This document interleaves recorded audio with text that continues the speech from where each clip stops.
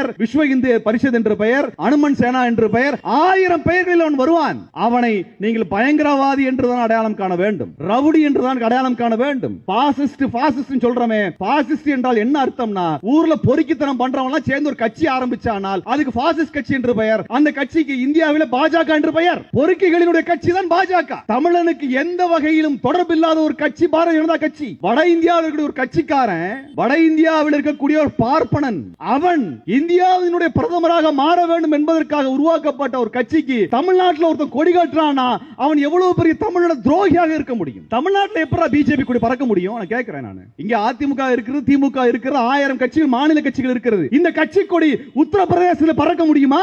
மத்திய பிரதேசத்தில் பறக்க முடியுமா? குஜராத்தில் பறக்க முடியுமா?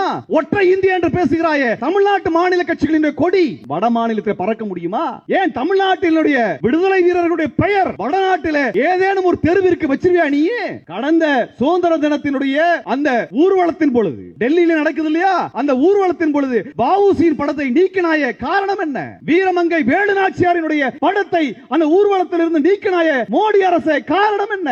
அவன் வட இந்தியாக்கார, வட இந்திய நலனை மட்டும் தான் பேசுவான், வட இந்தியாவோட வரலாறை மட்டும் தான் பேசுவான். வெட்கம் கட்ட தமிழன் தான் பிஜேபியில் இருப்பான். இங்க பேங்க்குக்கு போங்க, தமிழ் பேசுறதுக்கு ஆள் இல்ல. ரயில்வேல ஏறுங்க, தமிழ் பேசுறவன் ஆள் இல்ல. இன்கம் டாக்ஸ் ஆபீஸ் போங்க, தமிழ் பேசுறதுக்கு ஆள் இல்ல. இவ்வளவே ஆவடிக்கு போங்க, அங்க இருக்கக்கூடிய அந்த டேங்க் ஃபேக்டரியில தமிழன் கிடையாது. பெல்லுக்கு போங்க, தமிழன் கிடையாது. துப்பாக்கி தொழிற்சாலை தமிழன் கிடையாது. எல்லா இடத்திலும் தமிழ்நாட்டில் இருக்கக்கூடிய நிறுவனத்தில் தமிழனுக்கு வேலை இல்லை என்ற நிலையை உருவாக்கியது மோடி சர்க்கார். அப்படிப்பட்ட சர்க்கார், அந்த கட்சியை சார்ந்தவன் தமிழ்நாட்டில் ஊர்வலம் நடத்தினா வேடிக்கை பார்ப்பது வெட்கக்கேடு. ஒட்டுமொத்த தமிழனும் தடுத்து நிறுத்தி திருப்பி அனுப்ப வேண்டும்.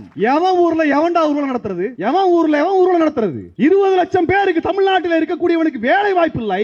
என் தமிழ் மாணவனுக்கு அங்கே கல்வி கற்பதற்கு மருத்துவ கல்லூரி இடம் இல்லை. எத்தனை செஞ்சுட்டு தமிழ்நாட்டில் வேலை வேணும், வாய்ப்பு இல்ல, அது இல்ல, இது இல்ல. அண்ணாமலை வீதியில ஊர்வலம் போகிறாரே, தடுத்து நிறுத்த வேண்டியது தமிழர்களுடைய பொறுப்பு, உங்கள் பொறுப்பு. பிஜேபி காரன் காவி துண்டு தூக்கிட்டு வந்தானாலோ அல்லது பிஜேபி கொடி தூக்கிட்டு வந்தாலோ தடுத்து நிறுத்தி கேள்வி கேட்க வேண்டியது அனைத்து தமிழனுடைய பொறுப்பு. வடநாட்டான் கட்சி எங்களுக்கு தேவையில்லடா, கொள்ளவில்லை. வட இந்தியாவில் கூட ஏழைகளுக்கும் நாங்கள் வேலை வாய்ப்பு தருகின்றோம். நாங்க ₹1 வரி கொடுக்கிறோம் டெல்லி அரசுக்குனா திரும்பி 40 பைசா எங்களுக்கு தர்ற. ஆனா உத்தரப்பிரதேசக்கார, மத்திய பிரதேசக்கார, பீகார்கார அவன் கொடுக்கிற ஒவ்வொரு ₹1 வரிக்கும் ₹2 திருப்பி தர்றியடா. அது எந்த வகையில?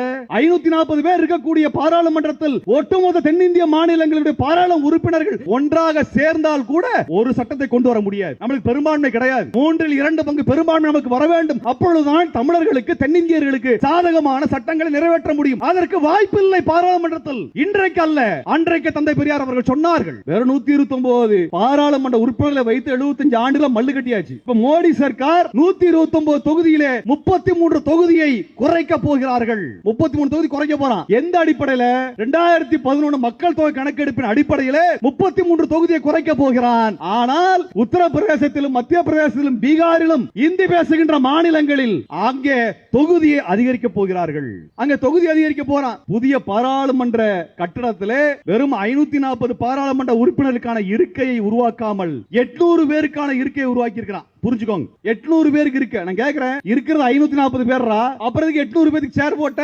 எதுக்கு சேர் போட்டனா, வட மாநிலத்தில் பாராளுமன்ற உறுப்பினர் எண்ணிக்கை அதிகம் பண்ண போறான். இதுக்கப்புறம் தமிழ்நாட்டுக்காரன், கேரளாக்காரன், ஆந்திராக்காரன், கர்நாடகாக்காரன் என்ன செஞ்சிட முடியும்? என்ன செய்ய முடியும்? 129 தொகுதியில 33 தொகுதி போச்சுன்னா நம்ம கதை என்ன? நம்ம கதை என்ன? வெறும் 96 தொகுதியை வச்சுக்கிட்டு என்ன பண்ண முடியும்? என்ன புடுங்க முடியும்?